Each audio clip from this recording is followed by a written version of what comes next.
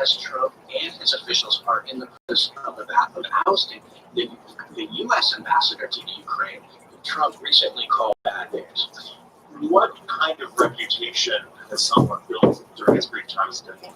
You know, in some ways, someone is kind of like Trump. He's a businessman. He made his name in the hotel industry. People I spoke to said he has kind of a similar brash personality, a wheeler, a dealer, someone with a lot of confidence. He's kind of a larger-than-life character. When he hosted an Independence Day celebration in Brussels, he actually brought in Jay Leno to entertain. The criticism is that Sondland is part of this new model of foreign diplomacy in the Trump era. Like Trump's ambassador to Germany, Richard Grenell, another outspoken political appointee, Sondland is kind of unconstrained by traditional protocol and has been openly critical of allies such as the EU, who Sondland has referred to as being out of touch. So he has been called to testify before the House Committee tomorrow. What are members of Congress going to be asking him? Well, they're going to ask him about his text with Volker, about talks of scheduling a visit by the Ukraine president to the White House. He'll be asked about his own text about Trump wanting, quote-unquote, deliverable. That will certainly get a lot of scrutiny because they appear to be tied to a commitment by Ukraine to investigate the Biden family. Someone will also be asked about other texts from other diplomats who raised questions about whether U.S. assistance was based on the condition of investigating the Biden family. Someone has been defensive on these texts, and at one point, he tried to take the conversation off the text and try to get them to be just phone calls. So that'll be very much the focus of the questioning, and we'll see what comes out of that. So if you're White House correspondent, thank you for what we're doing. Yes, thank you. Thank you.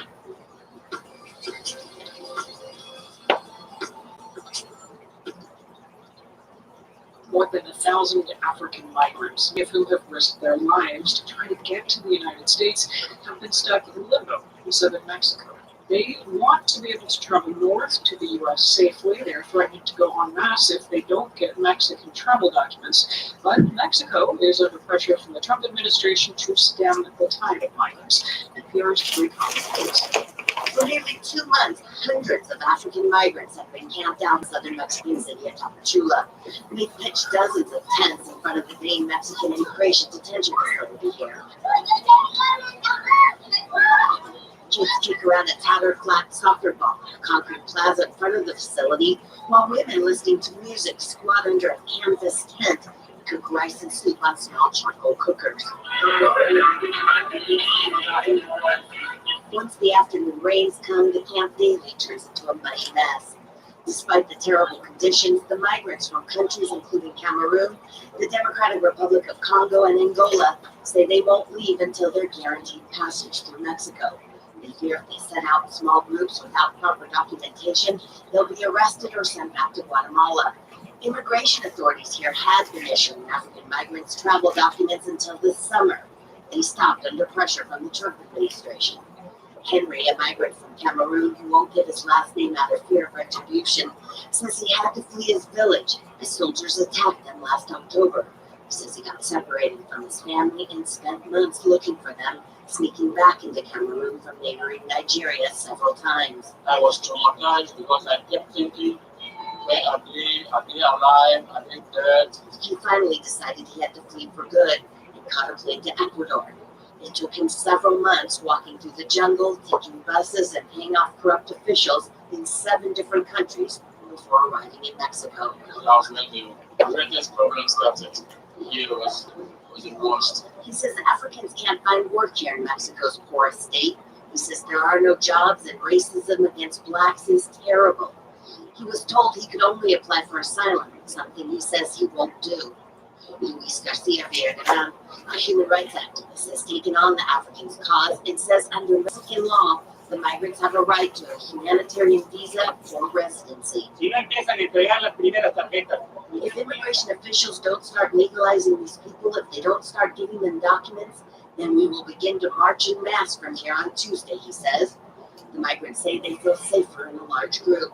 Activist Villarreal says there are more than 4,000 Africans stuck in the city. He says the mass march of migrants through Mexico will quickly recall images of last spring's migrant caravans, which caught the ire of President Trump, something Mexican authorities want to avoid.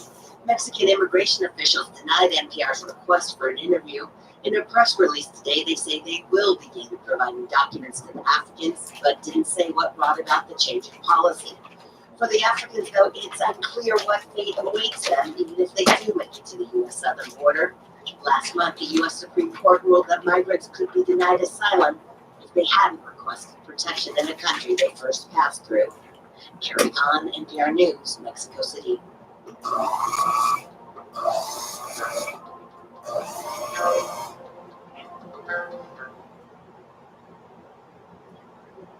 Support for NPR and the following message come from Bigot. Bigot is a digital product agency that partners with businesses to propel growth, reduce costs, and diversify revenue through innovation. Learn how Bigot can help your business at biget.com/NPR. A few years ago, the Argentine screenwriter Nicolás Giacomone won the Oscar for Best Original Screenplay for the film Birdman. You wrote this adaptation? I did, yeah. You're directing and starring in it. It's ambitious. That same year, Alexander Iñárritu won for directing Birdman. Now, the screenwriter Giacomone has written a new novel called The Crossed Out Notebook, and it is about a screenwriter and a director.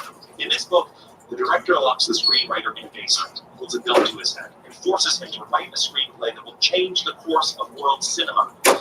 When I asked about the parallels between his own life and the plot of the novel, Giacomone told me he wasn't thinking about Iñárritu when he started writing. In fact, he picked up the pen after his father died. He flew from New York to Buenos Aires to help the family.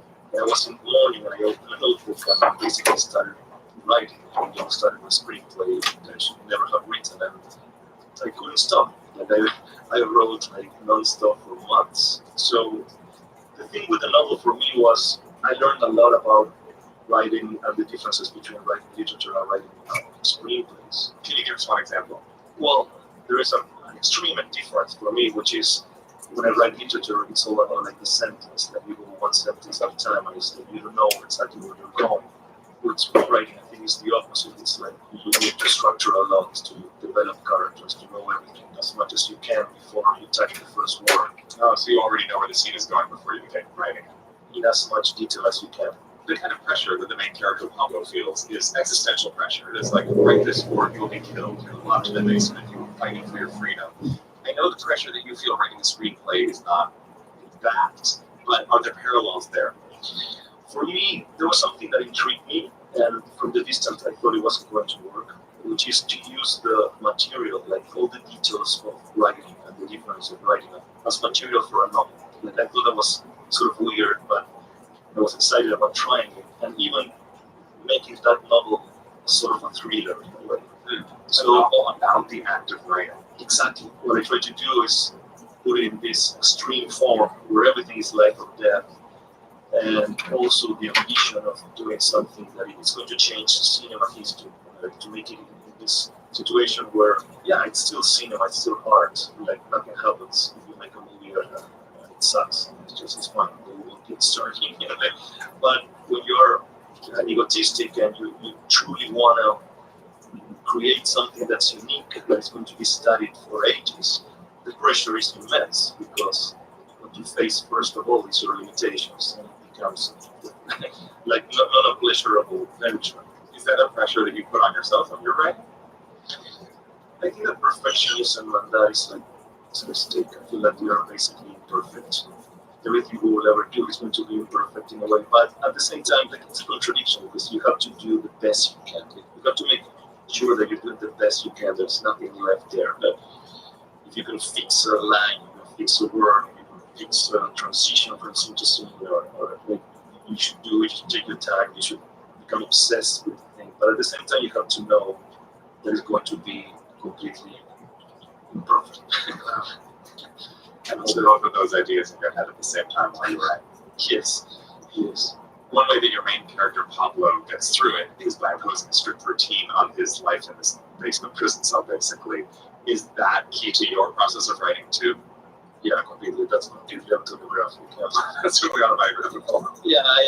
And the thing that I like about Pablo, in a way that it's scary, but I enjoy, is that he has this personality that I relate to, where he suffers the imprisonment, but at the same time, he sort of accepted it. It's like, okay, I'm here.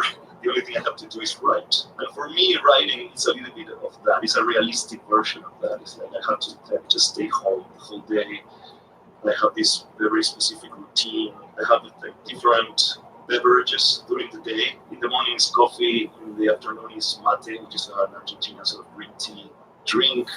Then I drink a little bit of whiskey in the evening. And sometimes what I do is just I have to be at home. The computer has to be on. The draft has to be open. But then what I do is like I'm going to just sit down and drink some coffee and read or something like that. I tell myself that I'm enjoying the morning. But somewhere the need to write is there. We never actually get to read the screenplay at the center of the plot. How closely did you map it out? Do you have a screenplay that the reader has never seen, or do you have an outline? No, I had one, but it didn't. I thought it was better to sort of create the idea that something amazing can be done and not know completely what that's about. Even that whole there makes you fill in the blanks and believe that it could be something amazing, you know? I want to ask you about a section where Pablo describes the act of writing, and it's bleak. Will you read this part of the book? Okay. If you reach the end of a screenplay feeling that writing was easy, that there's no great secret to screenwriting, then that draft isn't work. You have to suffer. You have to beat your head against the wall. You have to feel like it's all for nothing. You have to look at yourself in the mirror and realize your face is idiotic, because we all have idiotic faces, even worse, idiotic eyes. You have to laugh like crazy at least once a week. You have to cry. You have to read what you wrote and cry, not because the scenes are sad, but because they are pathetic. You have to spend hours and hours imagining other possible professions. You have to spend hours and hours thinking up valid excuses, even if they are lies, to justify the failure. It goes on and on about Yeah. pages of this list. Is this how you feel about writing? I think of the novel as a comedy in a way. Yeah. And it's sort of like this exaggerated version of it. I mean, I see a grain of truth in that. I've definitely had moments writing where I felt some of those things. Yeah, I mean, it's just, for me, like writing anything, it's like what I enjoy the most. And even when I read novels, it's like when you put yourself this mask, you know, which is a version of yourself, but it's distorted. It's not completely you. And in a way, it allows you to be even more truthful than if you're trying to be realistic or write a memoir. And then everybody's going to read this and know it's true. So I have to kind of, like, you become more tactical than if you're writing fiction and from this sort of mask. And I try to do that. I try to put myself in that situation where I was playing with things that had to do with me that are real, but at the same time, I was on this exaggerated level of fiction. And did you send the directors that you have worked with an early draft with a letter of apology? I sent him the book. You sent Iñárritu the book. What did he say about it? I think he enjoyed it. And we're working together in a new project, so I think, Oh, okay. so everything is cool. Well, Nicolas Giacomone, it has been great talking with you about your novel. Congratulations. Thank you very much. The book is called The Crossed Out Notebook.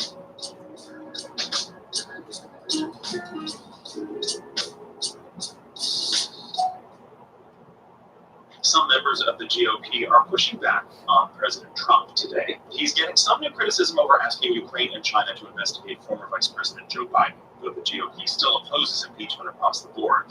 Trump is getting a much harsher response in his party after a decision to pull back U.S. troops in northern Syria, which could endanger Kurdish troops that are allied with the U.S. President Trump tried to explain that decision at the White House this afternoon amid fears that Turkey might attack the Kurds.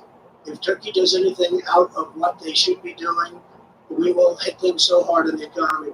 But when you talk about soldiers, we only had 50 soldiers in the area. I think the area it's a very small area, but we only had 50 soldiers there. I don't want them to be in a bad or compromising position. NPR national political correspondent Mara Liasson joins us from the White House now. Hi, Mara. Hi, Ari. Let's start with Syria. How is Trump explaining this decision? Well, Trump is explaining it as that we've just been in Syria too long. We defeated ISIS, and the remainder of ISIS and the prisoners held there should be someone else's responsibility, particularly the Europeans. He doesn't seem to be too concerned about the Kurds, who are one of our staunchest allies in the Middle East. He's basically called the conflict between the Kurds and Turkey a tribal conflict. He said, I don't want to take sides.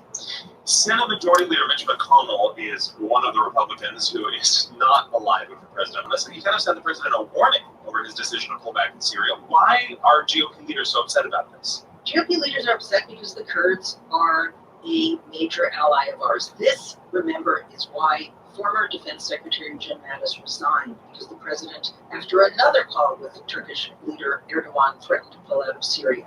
Mitch McConnell said today a precipitous withdrawal of U.S. forces from Syria would only benefit Russia, Iran, and the Assad regime, and would increase the risk that ISIS and other terrorist groups group. Even House Republican leader Kevin McCarthy, who is usually a staunch supporter of the president in every way, shape, and form, said if you make a commitment, someone's fighting with you, America should keep their word.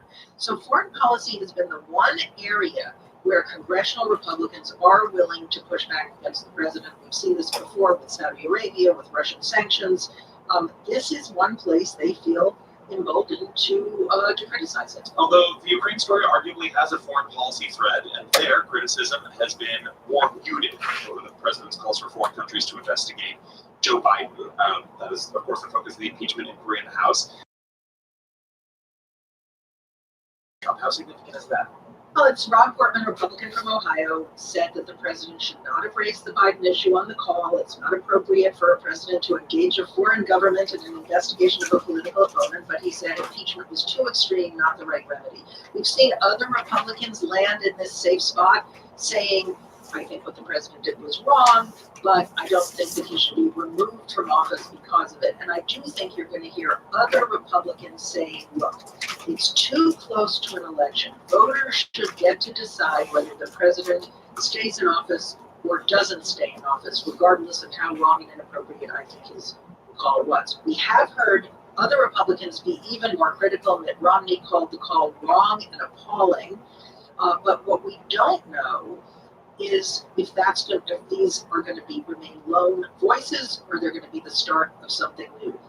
The other thing we're noticing is that no one from the White House was on the Sunday shows this weekend defending the president. The White House defense seems unclear or even non-existent. Well, the Trump re-election campaign seems to be doing a lot of that work. They have put out TV ads attacking Joe Biden with a false allegation.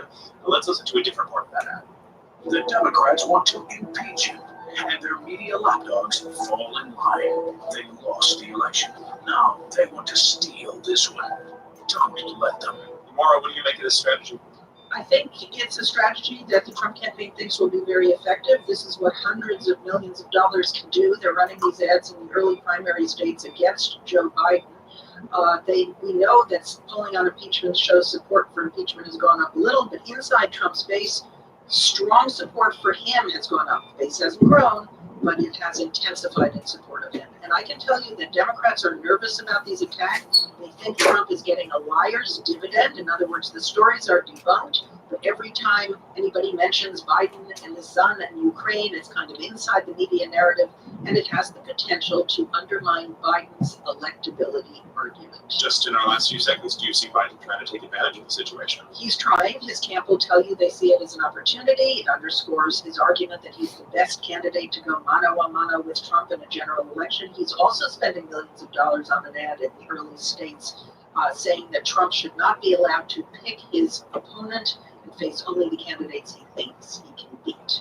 That's NPR national political correspondent Maura Liasson. Thank you. Thank you. And we're going to hear more now about the president's shift in policy on Syria. The shift is that U.S. forces in northern Syria will stand aside while Turkey launches an offensive across the border. President Trump says it's time to let others step up and take responsibility for security in the region. As we just heard, there are many critics who say the move amounts to the U.S. abandoning its Kurdish allies who have been key in the fight against ISIS. What's not in dispute is that this is happening. Today, U.S. troops began pulling back from posts in northern Syria. And to talk about why this matters and what might come next, I want to bring in Gail Samak-Lamont. She's adjunct fellow at the Council on Foreign Relations. She has traveled to Syria 6 times in the last 2 years. Welcome. Great to join you. Would you begin by describing this corner of Syria? What does it look like? What has been the relationship between the U.S. forces based there and Kurdish fighters? What you see on the ground in northern Syria is really fragile, very much endangered, but very real fight for normalcy. right? Restaurants, cafes, little people going to school every day, and everyone, including a perfume entrepreneur I interviewed in Raqqa a few months back for the third time, said to me, we just want to know what tomorrow will bring because we really want to build today. This really is about the epicenter of the fight against extremism and the local folks on the ground who are doing the work. And the U.S. has been the Oz-like presence that has held this thing together with The Oz-like presence, what do you mean? Like man behind the curtain type thing? Yes, so no one sees the Americans on the ground. I think so many people bring the lens of Iraq or Afghanistan to the discussion about Syria. But when you are on the ground in northern Syria, Mary Louise, you never see the Americans. So you see this very real stability that is facing peril from all kinds of corners that has been kept in place by local forces who have sat under this invisible blanket of American presence. But that statement from the White House makes reference to many captured ISIS fighters who are being held in detention facilities, their families of those fighters being held in camps around the region. Can you describe what are the current conditions for those people in these facilities, and what might the implications of this White House announcement? Our U.S.-backed forces have held several thousand ISIS fighters, many of whom their home countries will not take back and have stricter censorship. And these local forces also are holding more than 60,000 ISIS family members. They were prepared during the end of the ISIS fight for maybe 20 to 30,000, and at the end it turned out to be more than 60,000. Basically, this United Nations of ISIS is what I saw when I visited a whole camp in May. What do they look like? What are the conditions there? So it's a sprawling camp that was clearly never intended to hold as many people as it held now. And you have a group of folks who fought ISIS who have now been asked to hold, to care for, to feed, to provide sanitation for the families and children of ISIS fighters. And they've willingly done so because the Americans have asked them to, while pleading for resources to make sure that they can do so adequately. So what might be the impact of this latest announcement from the president of the White House? Let's just focus on the women. So the wives of ISIS fighters, they are by no means folks who, all of whom have given up the Islamic State's ideology, and in fact, they would talk to people about how ISIS would rise again. So I think the fact that the U.S.-backed forces are very worried they're going to have to take care of their own families instead of making sure that they can help figure out what to do with the ISIS families is something we're going to contend with now. The U.S.-backed forces you refer to, the SDF, the Syrian Defense Forces, you talked to the head of those forces today. This was Commander Muslim Abdi, is that right? I spoke with the SDF head this morning, and what he said was, listen, until as recently as yesterday, we have been working with the Americans on a security mechanism to answer all of Turkey's security concerns. What happens next for us is that we will have to turn away from the ISIS fight to protect our own homes. We don't want that. We know the Americans don't want that, and we are ready to figure out what we could do to avoid this, but if we have to, we will fight. I want to push you on what this could mean for ISIS, not families of fighters left behind in camps, but whether this opens the door. If the U.S. has a reduced presence in this part of Syria, does that open the door for ISIS to come back and grow stronger? Everyone is waiting to see what this decision will mean in terms of what it looks like on the ground. I think the big feeling that is held across the board is that the Islamic State benefits from a vacuum. It benefits from chaos. I think of this mom who fled Raqqa 8.5 months pregnant, who I've been following her story for the last 2 years. And when I saw her in May, she said, please tell the Americans we will fight for our own future. We just need a shot at stability. And I think that is what this Oz-like American presence has been able to create. And it's been able to help moms like that who had been fighting their own frontline war against the Islamic State keep that fight ending. It's author Gail Smack-Lemon of the Council on Foreign Relations. Her next book focuses on the role of women in the fight against ISIS. Thanks very much. Thank you.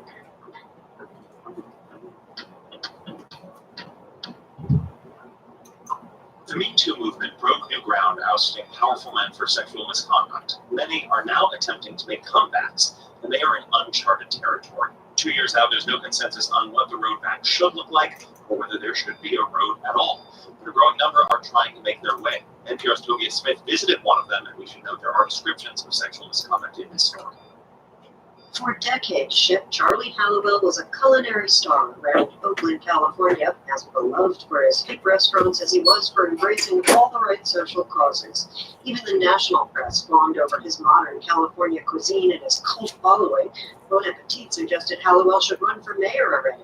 But 2 years ago, as the Me Too movement was boiling over, the San Francisco Chronicle published a different take on him, and Hallowell was cooked. Now at noon, a popular Bay Area chef under fire after more than a dozen women come forward accusing him Of what they call disgusting and lewd sexual comments. He had been sexually harassing women for years. The allegations included unwelcome kissing on the mouth, long, handsy hugs, and constant graphic sexual banter. He asked me if I had a boyfriend multiple times, and then would tell me that like he would be able to please me better using more explicit language. Former cook Catalina Del Canto says he would also come up behind her while she was stocking shelves in the walk-in cooler and press himself against her.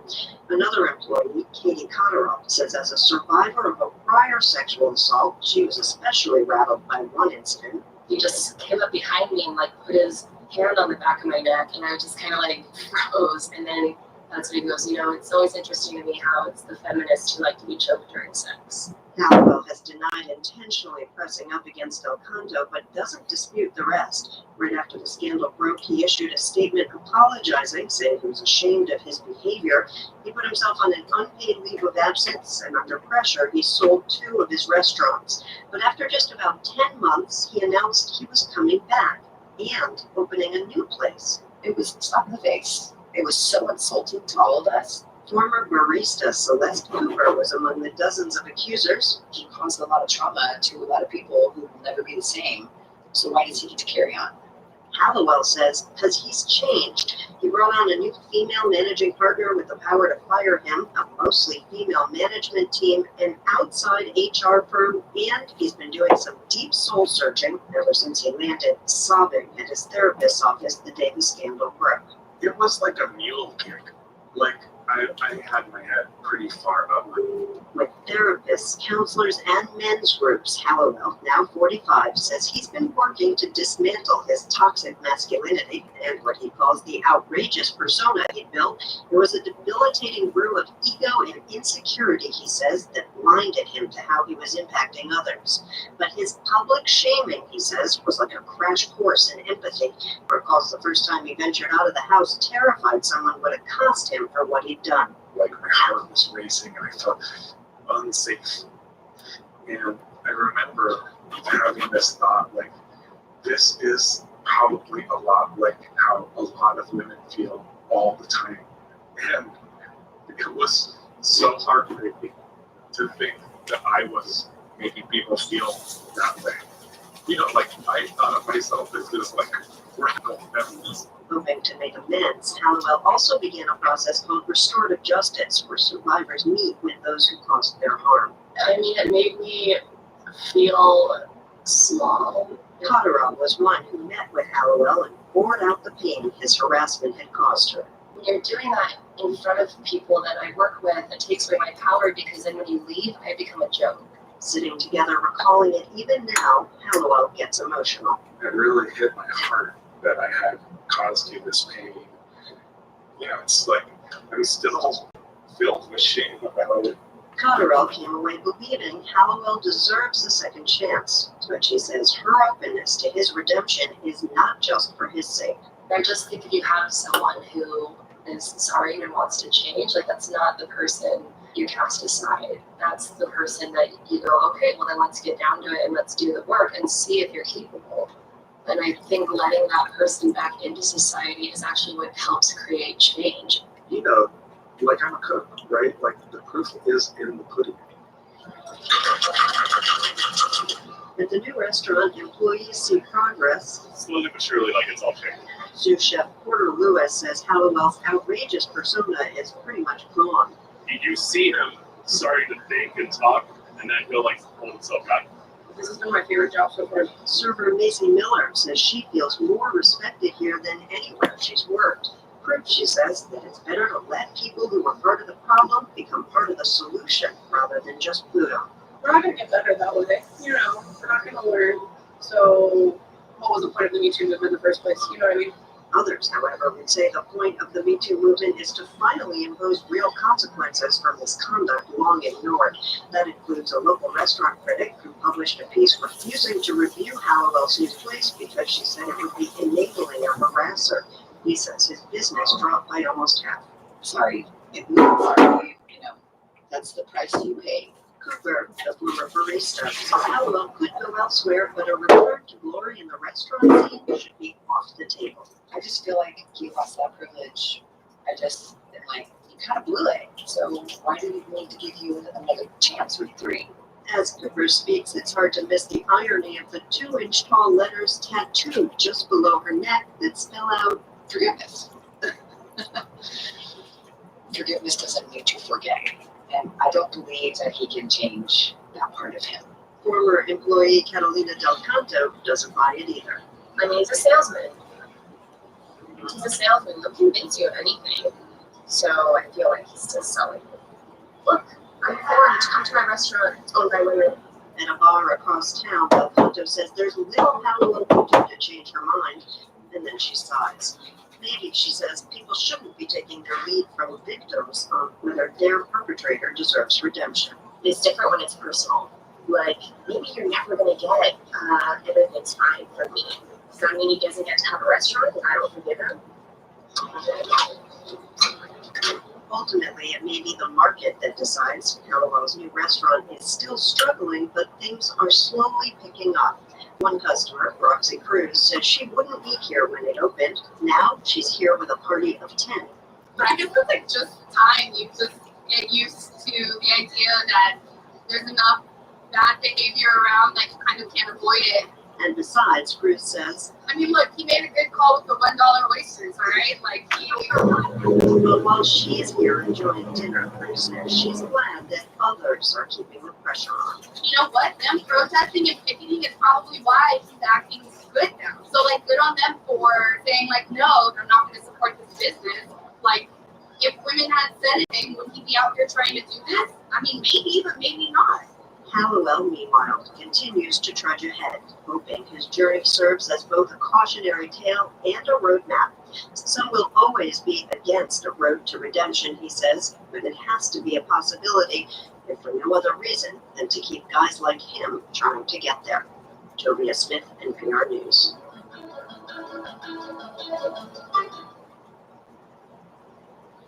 The U.S. Supreme Court today opened what promises to be an explosive term. On the docket are cases that were decided will please and infuriate big groups of people. NPR Legal Affairs correspondent Nina Totenberg was in the courtroom this morning, and she's here in the studio with us now. Hi, Nina. Hi, Ari. Tell us why this is already seen as such an important term of the court. Look, President Trump came into office and filled 2 Supreme Court vacancies in 2 years. The first was conservative Justice Neil Gorsuch filling the seat of another conservative, the late Justice Antonin Scalia. Then in 2018, Justice Anthony Kennedy, a more centrist conservative, retired and was replaced by Justice Brett Kavanaugh, who, as a lower court judge, had a far more hardcore conservative record than Kennedy. So now you have big controversies coming up, and the switch in personnel can make all the difference. Give us an example. Like, there's a big abortion case coming up this term. How is the switch from Kennedy to Kavanaugh likely to impact that case? So in 2016, Justice Kennedy cast the deciding 5th vote to invalidate a Texas law that the court said was both unnecessary to protect women's health and that imposed an undue burden on women's right to terminate a pregnancy. Now comes Louisiana with a law that it admits is just about identical to the one in Texas. A law that a federal trial judge said would leave at most just 1 clinic in the state and 1 doctor who would be allowed to perform abortions at the clinic. And the question is, will the court stick by its precedent, or will it start down the road to striking down or hollowing out Roe versus Wade? And that's just one example, but you can replicate it to one degree or another on a whole panoply of other issues: gun rights, separation of church and state, LGBTQ rights, immigration, and the status of the so-called dreamers, and presidential power. On each of these, Justices Kavanaugh and Gorsuch have records that are far more conservative than the now retired Justice Kennedy. So pivot from the term as a whole to the case that was argued today. Tell us what happened in court this morning. It was a case about the insanity defense. Yes, the insanity defense dates back to well before the founding of this country. It's based on the idea that mentally ill individuals who can't differentiate right from wrong are not morally culpable. From the mid-1800s to the end of the 20th century, American law pretty uniformly had a not guilty by reason of insanity defense, and 46 states still do provide for that defense, but Kansas and 3 other states do not, and the question is whether that violates the Constitution. So whether a state can get rid of the insanity defense altogether. And I understand the case at the center of this argument involves a pretty awful crime, right? A horrific crime. James Kaler shot and killed his ex-wife, her elderly mother, and his 2 teenage daughters, and he let his son, who he liked more, get away. Kaler was tried and sentenced to death under Kansas law, which does not provide for an explicit insanity defense, and the law basically said that as long as the defendant had the intent to kill, his mental state is essentially irrelevant. Now, I have to say, all right, that this particular defendant didn't get much sympathy from the justices today. Justice Kagan said that she couldn't imagine the defendant here being found not guilty by reason of insanity, no matter what the statement is. And Chief Justice Roberts chimed in that the evidence of insanity here was pretty weak. But the justices were also worried about making the definition so strict that clearly insane people would be punished as if they were sane. Can you give us an example? What do you mean by that? Well, Justice Breyer, for instance, presented this hypothetical. You have 2 defendants. One shoots and kills a guy named Smith, but he thinks Smith is a dog. The second knows Smith is a person, but thinks the dog told him to do it. Okay. As Justice Breyer put it, both of these guys are crazy. Why does Kansas say one is guilty and one is not? Pragmatically, what's the difference? So Justice Kavanaugh asks, isn't there a baseline that's been historically accepted about moral culpability? Justice Kagan chimed in at that point, noting that historically the insanity defense was for insane people and for people who were at the time, as she put it, called idiots, people who lacked the mental capacity to understand that what they were doing was wrong. Bottom line, these are not easy questions. NPR Legal Affairs correspondent Eva Totenberg, thank you and good luck with the blockbuster term ahead. Thank you, Ari. A father's quest to catch the earliest signs of eye disease and prevent loss of vision is making progress. 5 years ago, NPR reported the story of Brian Shaw's son, Noah, and how he lost an eye to cancer. Shaw has developed a smartphone app that enables to detect signs of eye disease in family photos taken long before a child ever sees a doctor. Now, a prestigious science journal has published the first results. NPR's Joe Coffin has more. Doctors diagnosed Noah Shaw's eye cancer when he was 4 months old. To make the diagnosis, the doctor shined a light into Noah's eye and got a white reflection from the tumor growing at the back of his eyeball. Noah's dad, Brian, is a scientist, and as he told me in 2014, he wondered if he could see that same white reflection in flash pictures his wife was always taking of their baby son. I told my wife, give me all your pictures, give me all the pictures, I need all the pictures. Now, often when you take a flash picture, you get red reflection from the blood vessels at the back of the eye. Shaw looked to see if there were examples of a white reflection in Noah's baby pictures, and there were, months before his diagnosis. Yet why are showing up in pictures at 12 days old? Now, Shaw is a chemist, not an eye doctor or a computer scientist, but he decided to create software that could scan photos for signs of this white reflection. If I would have had some software telling me, hey, go get this checked out, that would have sped up my son's diagnosis, and the tumors would have been just a little bit smaller when we got to them. It might have been fewer, and now that software exists. Along with colleagues at Baylor University in Waco, Texas, Shaw created an app called Cradle. Using those pictures of his son and others he collected from other parents, he trained the app using artificial intelligence to find white eye. To test the app, they analyzed more than 50,000 pictures taken of 40 children. Half had no eye disease, half had been diagnosed with eye cancer or some other debilitating eye disease. On average, the app detected white eye in pictures collected 1.3 years before diagnosis. In other words, the app would give an early alert to parents that something might be amiss with their child. The results appear in the journal Science Advances. Now, Shaw says the app isn't perfect. It sometimes misses white eye when it's there, and sometimes says it's there when it's not. That's a problem. Those so-called false positives occur infrequently, less than 1% of the time. But ophthalmologist Sean Donahue of Vanderbilt University says that's not good enough, because with 4 million children born in the United States each year, a 1% false positive rate would mean tens of thousands of children showing up at doctors' offices unnecessarily. It's going to have to be substantially better than 1%. Still, Donahue is upbeat about the promise of the app. This is exciting new technology, and this is, I think, how we're going to go with screening for a number of different diseases in the future. There's certainly promise here, and it makes sense to me to be harnessing the technology that we have. Allison Scallett specializes in eye cancer at the Oregon Health and Sciences University. She expects the app will get more accurate as time goes on and its artificial intelligence gets smarter. Brian Shaw would like to see that, but to train the app to better recognize white eye, he needs something. Pictures. We need more pictures, especially of kids from Africa and Asia. That way, Shaw says he can make the app more globally relevant and save more children's vision. Joe Palca, NPR News. It happens every week in my household. My kids hunt me down, hold out their palms, and ask, "Can I please get my allowance?" They are supposed to do regular chores. I'm supposed to hand over pocket money.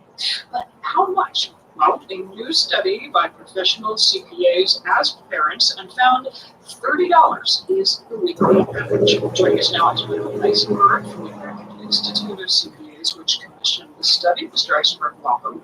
Thank you. First off, just your top line reaction to that number, $30 a week. Did that strike you as high, low? What did you think? It was a shocker to me because my kids are a bit older and they certainly didn't get $30 a week when they were growing up. That's for sure. So, what number did your study find in terms of what percentage of American parents do tie the chores to the allowance? It's a pretty high percentage. I would say that more than half of the people surveyed were saying that, yes, there should be chores associated with the money. Another number that jumped out at me was that just 3% said that their kid put anything aside for savings. And I guess that jumped out at me because one of the goals of giving children an allowance is supposed to be teaching them fiscal responsibility and the value of money. Is that a big disconnect there? I think it is a big disconnect, and you see that as the kids grow older, whether they're in high school or college or getting out of college, their financial literacy is very low, unfortunately, because they're not always getting this information at home. They're certainly not getting it in schools. But a good place to really start getting this information is with the parents at home. So, do these findings point us toward some better way of handling allowance, or some better way to take allowance out of the equation completely, some better way to teach kids about money? Well, I think the other thing that parents can do is, and I know this is old-fashioned, but it's certainly still true today and it works, take the young person into the bank themselves, and if you set up a savings account with them and you make deposits into the child's account, you can show them it's getting bigger and bigger. They can see it in black and white. That's what happens when you start to save. Yeah. Did you get an allowance? I didn't get an allowance, but as I got a little bit older in high school, I actually went to work with my dad on weekends. He had a dry cleaning store in New York at the time, and he would have me in the store working. And my dad, he gave me some money. That was part of it. But he also taught me the other social skills that somebody needs to learn in the real world. What about families who are not in a position financially to be able to give allowance of any amount? What is your advice to them? What that family can do is sit down and talk with the kids and show them we have a little budget and we're spending money here and here and here. But the other thing the parents can do, which I think is really, really important, is you start to talk to the children and say, you know what, here it is in May or June, and we're going to be going back to school in August or September, and you would love to have that new backpack. How about we sit down and we say, we're going to put away X amount of dollars each week or each month towards the purchase of that backpack or a pair of sneakers or whatever it's going to be. So the child has this goal that he should be reaching for, and the parents are not overextending themselves. They're also trying to and will accomplish getting something for the kid when they go back to school, which they would have done anyway. Yeah, it sounds like what you're describing is kids. It's not the amount that matters, it's the talking to your kids so that they understand the value of it. That's the important thing. That is so true. And the parents shouldn't be ashamed that they don't know that much about finances to talk to their kids. They can talk in very, very simplistic terms to the child, and the child will get it. That is Michael Eisenberg. He is on the Financial Literacy Commission of the American Institute of CPAs, talking there about legal allowance. Michael Eisenberg, thank you. Thank you. And I'm Mary Louise Kelly, and the NBA is in the middle of a political firestorm. This started Friday with a tweet from the general manager of the Houston Rockets, a tweet supporting pro-democracy protesters in Hong Kong. That tweet drew heavy condemnation in China. Then the league issued its own statement trying to smooth things over, and that has now cranked up criticism of the NBA here in the States. Well, here to fill us in on what is going on here is NPR Senior Business Editor Uri Berliner. Hey, Uri. What did this tweet say? Why has it been so controversial? So Daryl Morey, let's start with him, general manager of the Rockets, just said one of the most highly respected executives in the league. But in this context, what's important is that the Rockets have really deep ties to China, fan following. China's first NBA star, the other day, played for the Rockets. I remember, yeah. So last week, Morey tweeted an image reading, "Fight for freedom, stand with Hong Kong." In China, obviously, is very sensitive about criticism of its policies, especially on democracy and human rights. China responded in a really harsh way. In a really harsh way, meaning what? What has China said? Well, the Chinese Basketball Association, whose president happens to be that Yao Ming, suspended its relationship with the Rockets. Tencent, that's the big Chinese social media company, said it would stop streaming Rockets games. And the Chinese consulate in Houston put out a statement and said, "We're deeply shocked by the erroneous comments on Hong Kong by Mr. Darrell Morey." What about the NBA? They said they put out a statement trying to calm everything down. It sounds like the exact opposite has happened. You know, the NBA issued one statement in English and another appeared in Mandarin on the league's social media site there.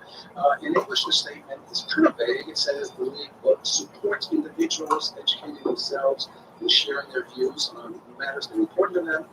The English version doesn't explicitly criticize Morey, but says to better the Chinese version. And the Chinese version, translated by the Mandarin-speaking colleagues here, strikes a very different tone. It says, quote, "We are extremely disappointed in the inappropriate views of Houston Rockets general manager Darren Morey.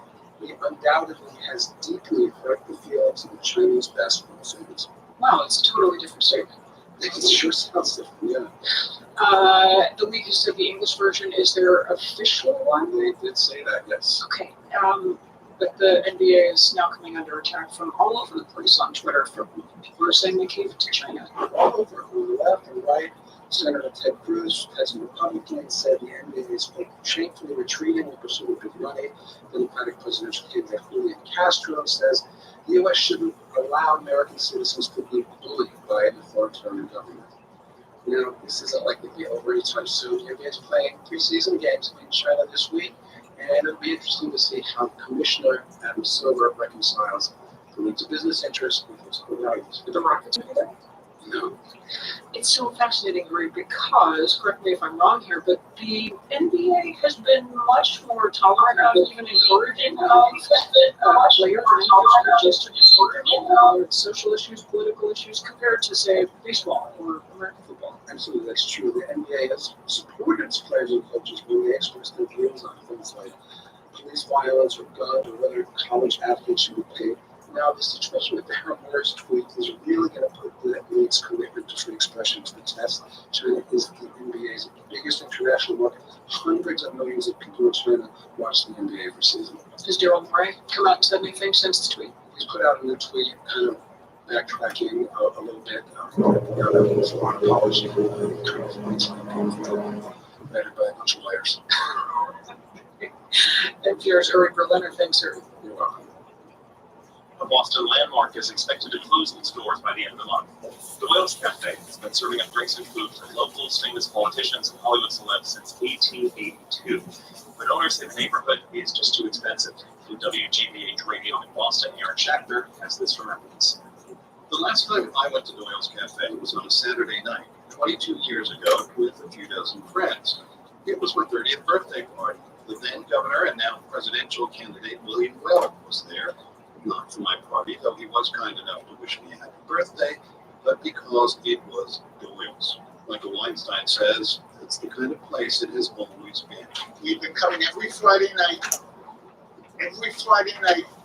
after basketball for almost 40 years now here. So we're distraught. The Doyle staff seems distraught too. No one would talk to me and they asked me not to record people in the bar. You were talking about losing a landlord, one of them said, but we're losing our jobs. Outside, though, patrons were happy to reminisce about as quintessential an Irish pub as could be. Dark wood, well-worn, creaky floorboards, the good-sized bar. Weinstein says, unlike that TV version of the Boston bar, Doyle's really is a place where everybody knew your name. And its closing isn't just about losing the drinking spot. It's a resource for a lot of people, for a lot of different things. People have all kinds of parties. We've had parties in the back for our family and stuff. Organizations have parties back there. So many times this place is just been used for people in the community. There's no place that can replicate what they do here. There is a Facebook group dedicated to saving the iconic bar. That's increasingly unlikely. The bar's owner has already sold the liquor license for around $450,000. Ironically, it's going to a 15,000 square foot upscale steakhouse, rising on the ashes of another Boston landmark, a restaurant called Anthony's Pier 4. Audrey Fannin, another Doyle's regular, says this neighborhood, this city, is losing one thing after another. Sad. It's very sad. It's like the end of an era.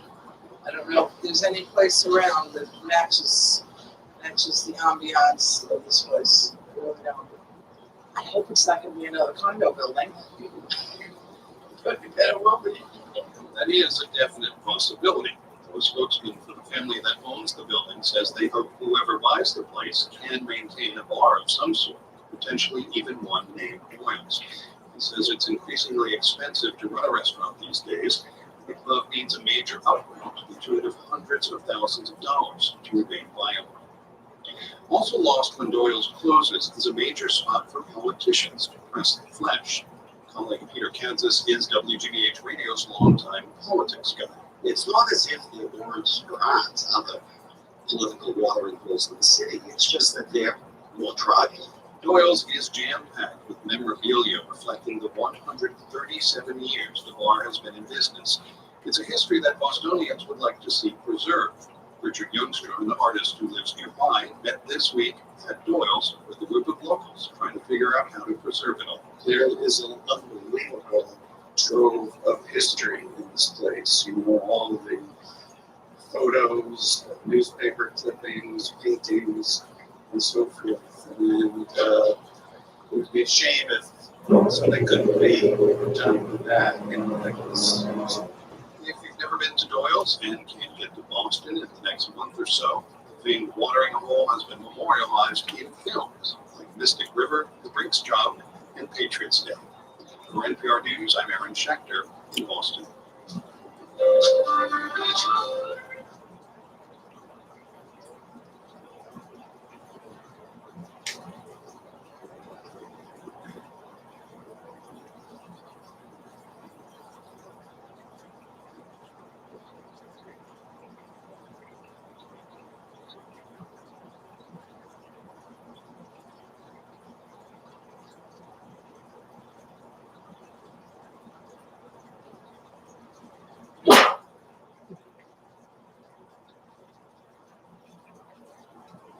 This Marketplace podcast is supported by Elijah Craig Bourbon. Mix your next old fashioned with Elijah Craig Small Batch Bourbon. Elijah Craig Kentucky Straight Bourbon Whiskey, Bardstown, Kentucky. 47% alcohol by volume. Think wisely, drink wisely. This Marketplace podcast is supported by Paychecks. Paychecks makes it simple for businesses of all sizes to pay and manage their employees. They make payroll easy, automatic, and they handle benefits programs. With Paychecks, they work with you the way you want to work. Learn more at paychecks.com/marketplace. If you push and pull an economy long enough and hard enough, things are going to happen. The trickle down of the invisible hand on the program today from American Public Media. This is Marketplace.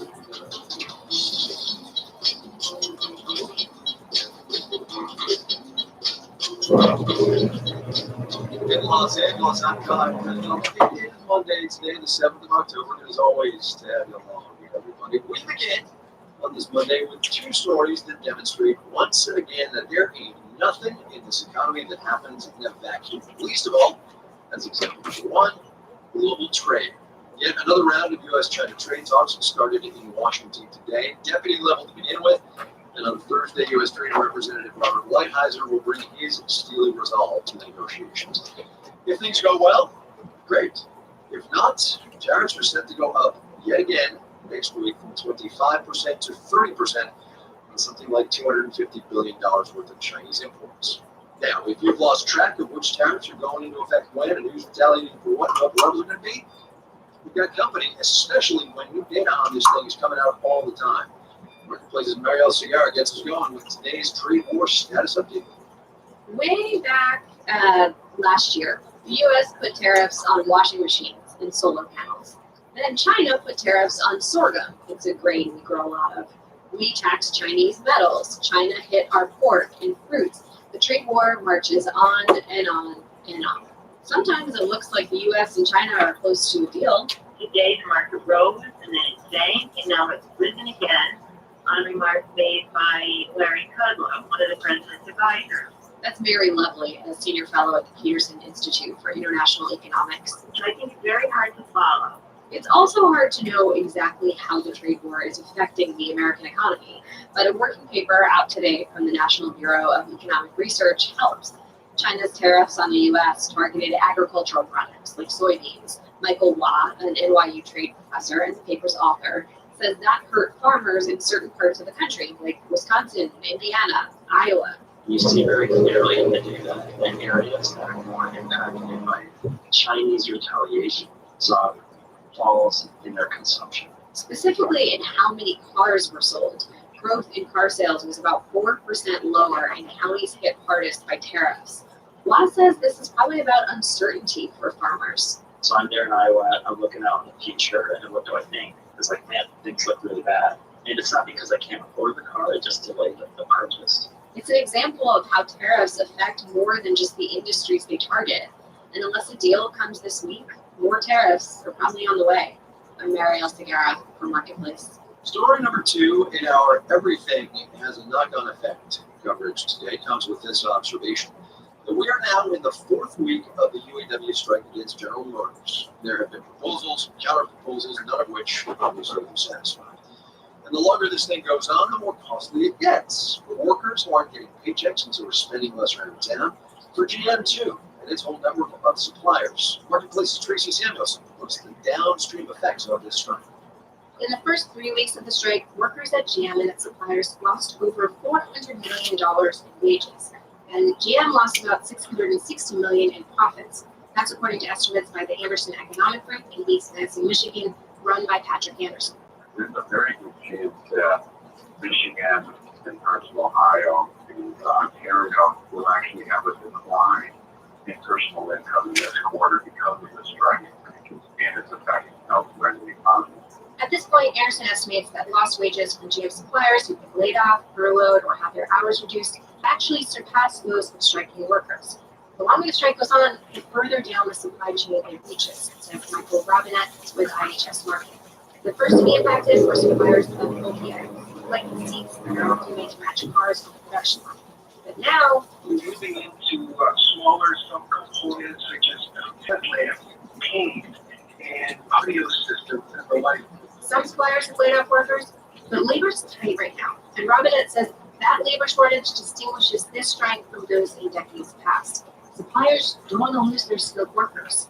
Bill Adler runs Stripmatic Products in Cleveland, Ohio, which makes parts that go into other parts that go into suspensions and chassis. GM accounts for about 30% of his business. Even so, Adler isn't laying off people because he's already short-staffed. So he's using the strike to build up some inventory. And then I'm going to say a week or two of the still no settlement.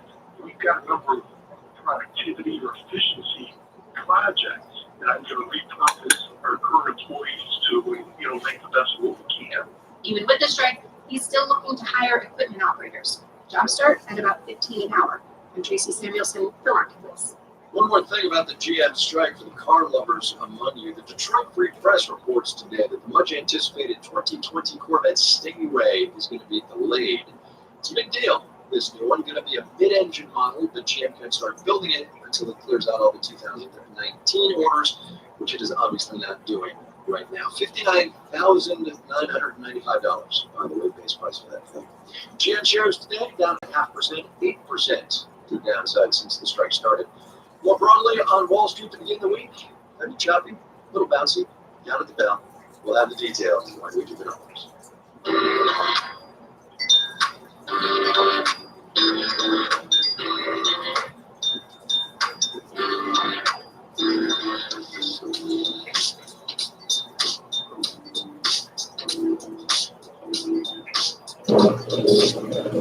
Our story now sits firmly at the intersection of business advantage and the physics of the electromagnetic spectrum, and in a way, obliges one to wonder about the nature of time.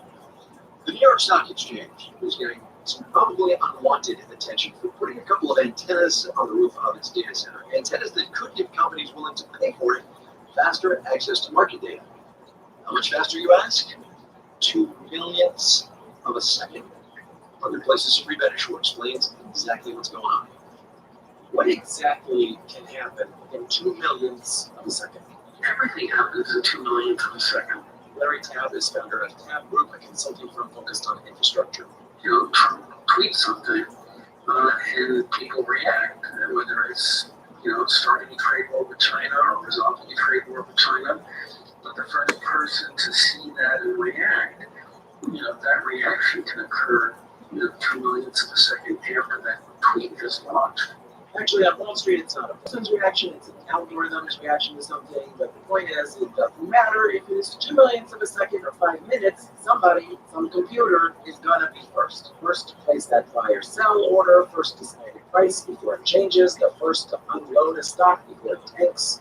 It's a zero-sum game, so there's only one first person.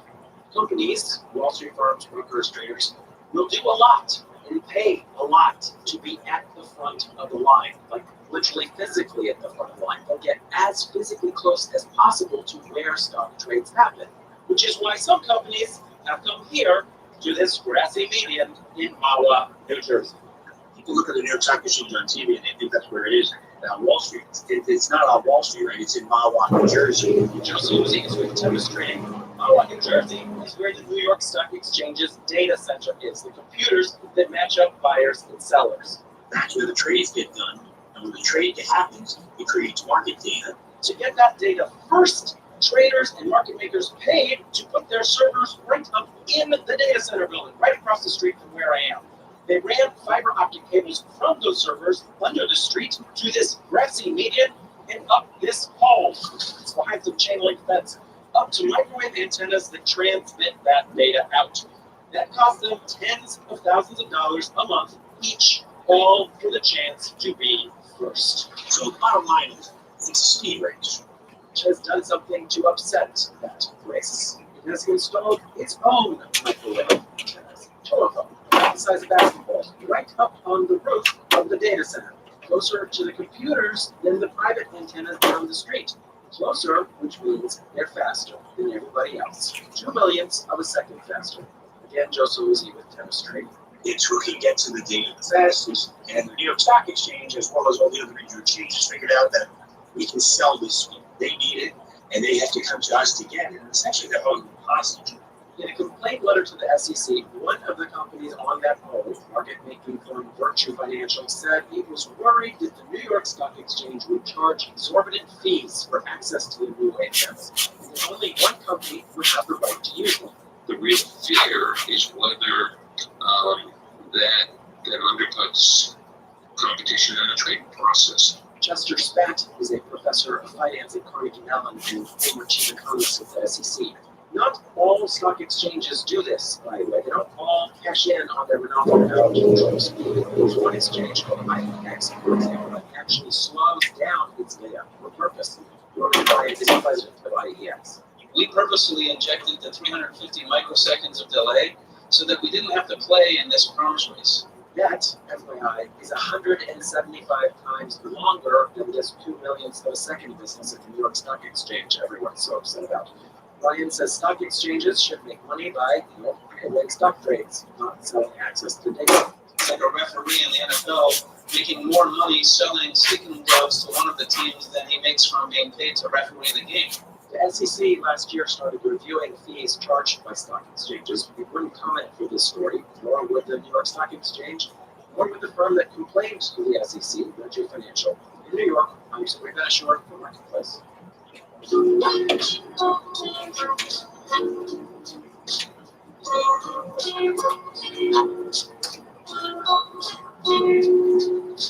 There was a noteworthy announcement from what was once the iconic American company. Today, General Electric says it's going to freeze pensions for 20,000 non-union workers and is going to offer pension buyouts for 100,000 former employees. The company says it will save $8 billion in the process, part of the plan to reduce some of its considerable debt.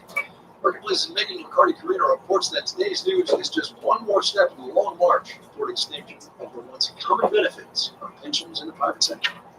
The idea of a pension or a defined benefit plan sounds near mythical to many workers today. A predictable retirement check for a steady amount coming every month for the rest of your life. It's what keeps Janet Horvath working as a manager in a hospital in Atlanta. I feel very fortunate. Out of the major hospitals that are here in this area, I believe we're maybe one of 2 or 3 that still operate. And across the private sector, it's even more rare. Today, it's less than 1 in 5 have defined benefit coverage. James Paterba is an economist at MIT. He says 40 years ago, more than 2/3 of private sector workers with retirement benefits got pensions. But starting in the 1980s, companies began to switch to the now common 401k model, where instead of shouldering the whole retirement plan, they simply make a contribution toward it. It has shifted a lot of the decision making. It has shifted the risk of the investment returns from the firm to the individual. Elizabeth Kennedy, a professor of law at Loyola University in Maryland, says there are still some industries where pensions remain, mostly in those dominated by unions, but as membership has declined, so have pensions. So the types of policies that we have in the workplace are definitely predicated upon this idea of there being not so much of that long-term promise we saw in the past. And that can have big ramifications as generations without pensions move toward retirement. The federal report shows Americans nearing retirement have a median of $100,000 in their retirement accounts, and almost a quarter of Americans have nothing at all. I'm Megan McCarty-Carino for Marketplace. We would love to hear from you about pensions if you have one, how it's working for you, or maybe how it's not working. Marketplace.org. Here's how to get in touch with us.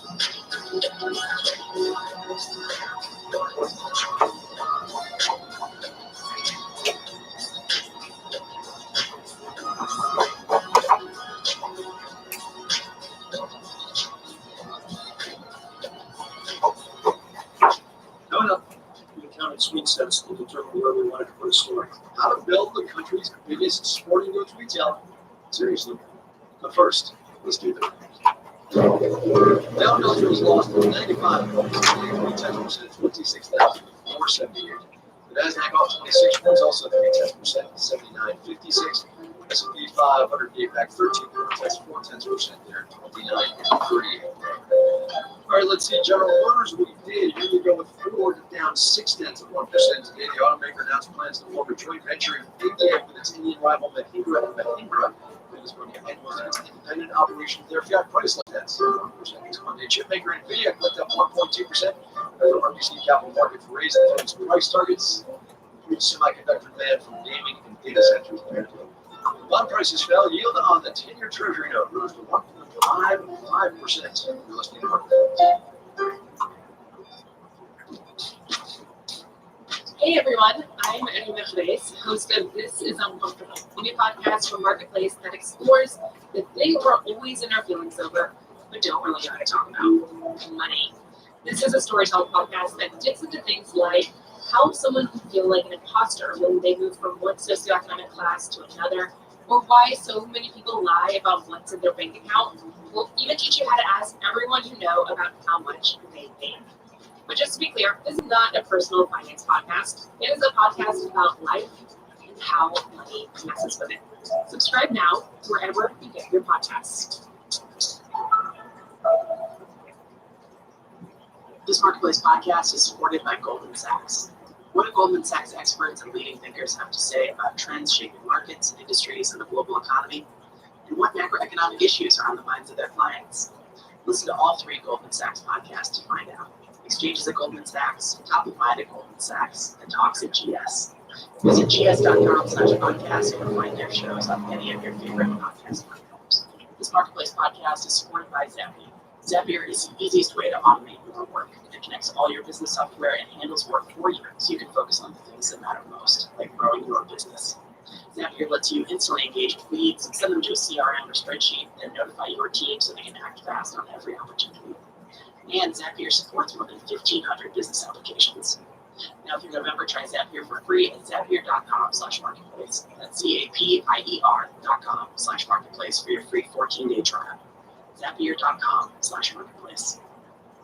This is Marketplace. I'm Kyle Risdahl. Whether you're shopping for a kid in Little League or maybe soccer's your thing, or if you're looking for running gear or something for yourself, Dick's Sporting Goods is probably one of the stores that comes to mind. It's one of the biggest sports retailers in the country now. But 35 years ago, when CEO Ed Stack took over from his dad, Dick, it wasn't much more than just a couple of stores. And with size and market power comes great responsibility, which Ed Stack has decided to act on in ways that aren't necessarily friendly to his bottom line. That and more is the subject of Ed Stack's new book. It's How We Play the Games. Well, Mr. Stack, good to have you on. Thanks. Nice to be here. You have worked for this company now that you now run for a very, very long time. That's a nice way to put it. It's been a really long time.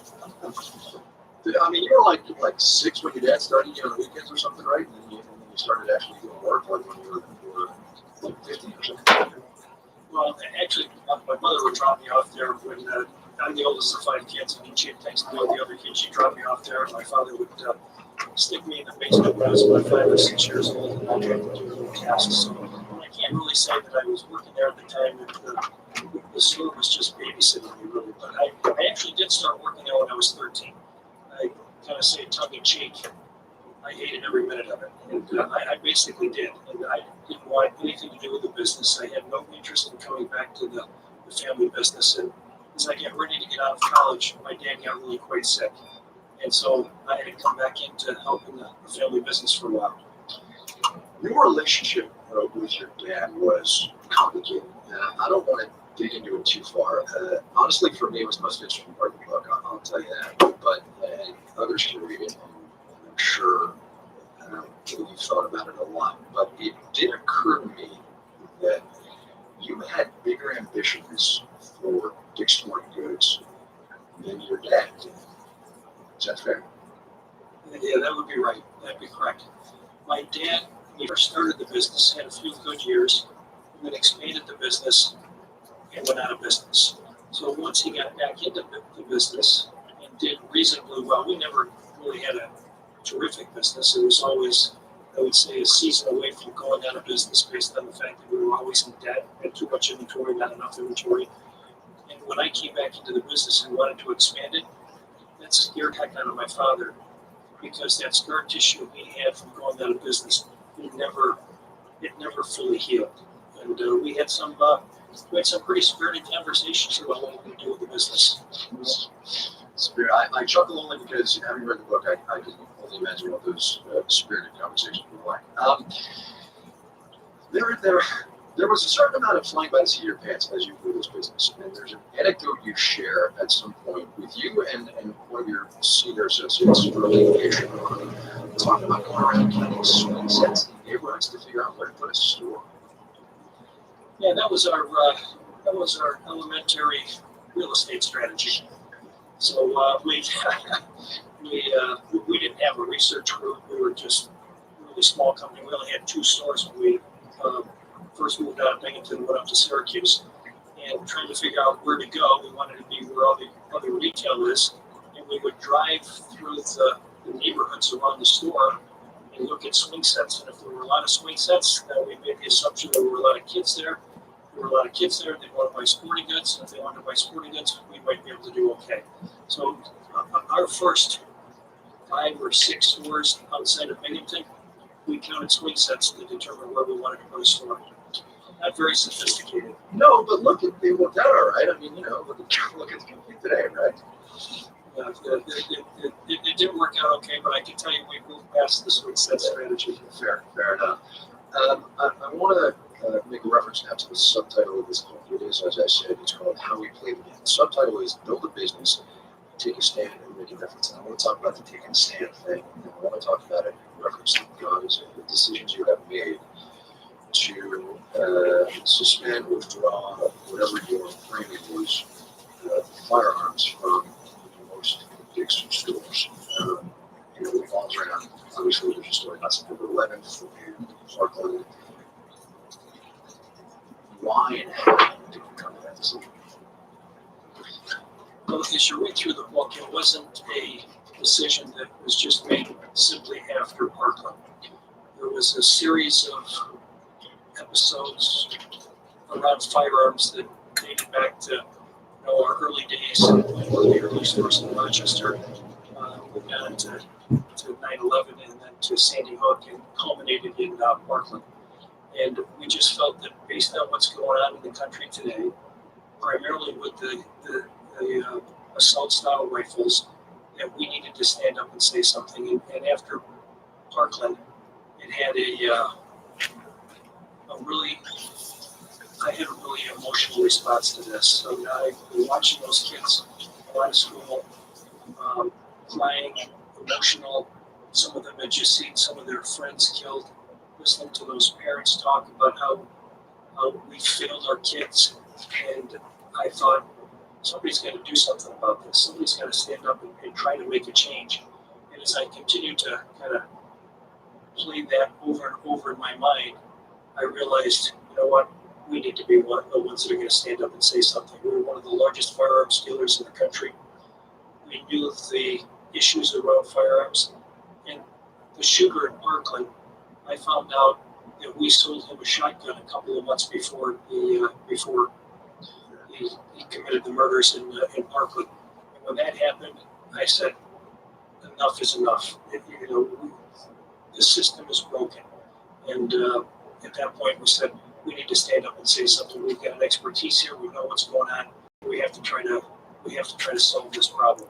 It costs you money, though, millions and millions of dollars.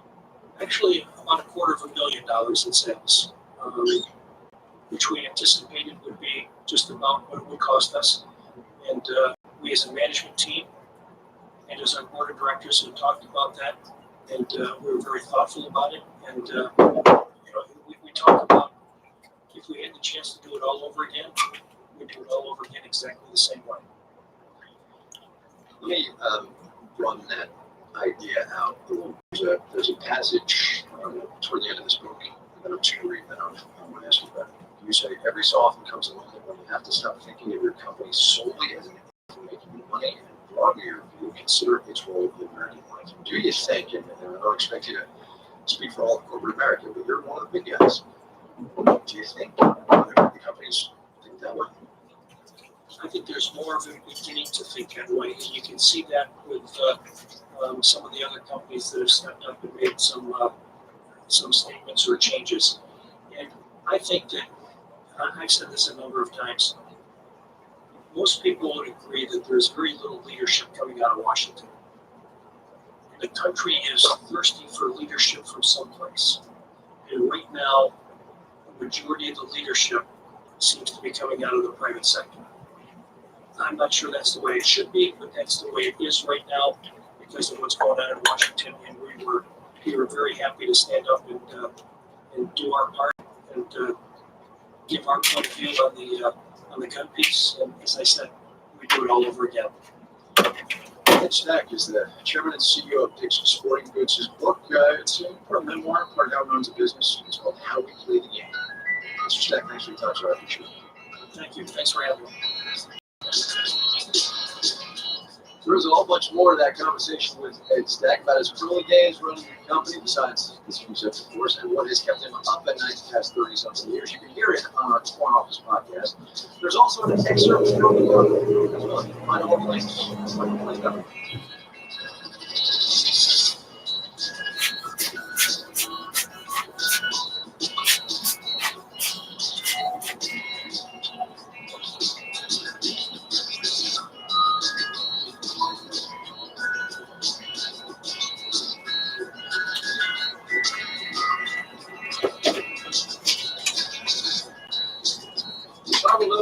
out today, which one is new to those of you listening during your commute. From the Census Bureau, this nugget.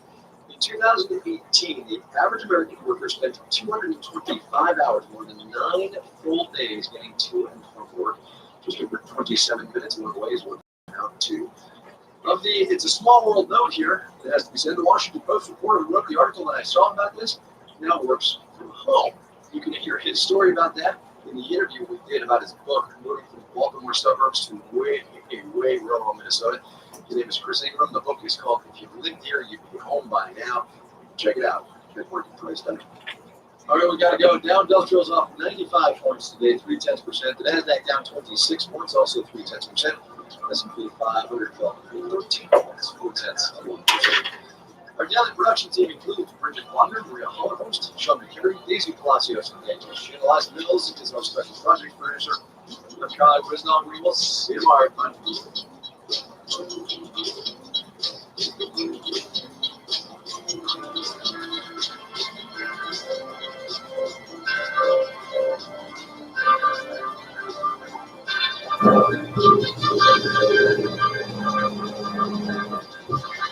This is a